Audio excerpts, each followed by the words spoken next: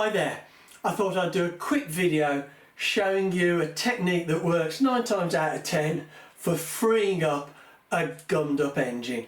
Now this engine, it's an Irvine 40 and it looks like it's been sat forever and it's covered in castor oil, baked on, stuck on, and you really can't turn this engine. It's just stuck solid.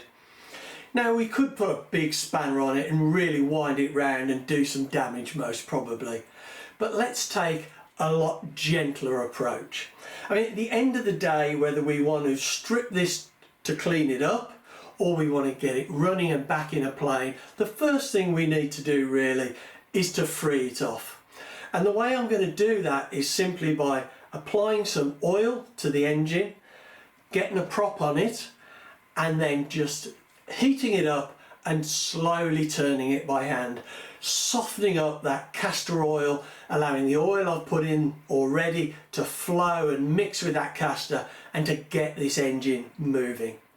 Now the last thing we want to do is force it, because I mean Irvine 40s are quite solidly built, but a lot of engines aren't, particularly some of the older diesel engines, and if we start putting a lot of force we're going to do some damage. We're going to break or bend a conrod or something, you know, maybe the crank pin.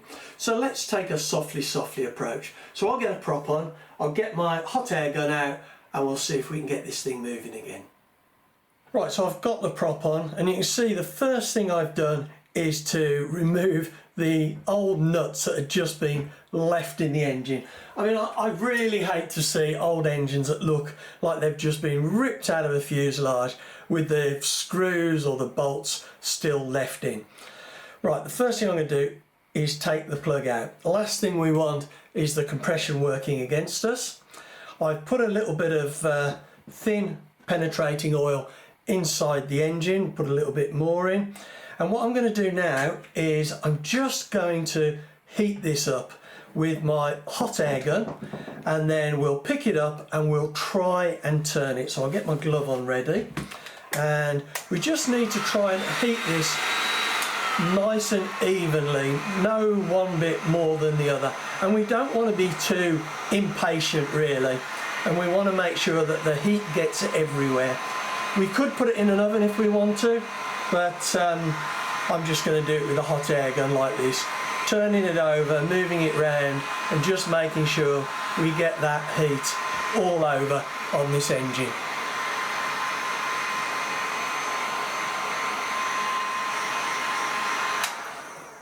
Right, well that's fairly warm now. It's not really hot, and we'll just look at that. I mean, that now is just turning with absolutely no effort at all. So we'll just put the piston up a little bit and we'll put some oil in there.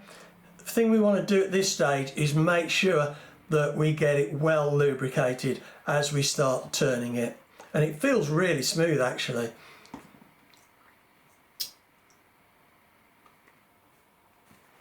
Just move that out of the way.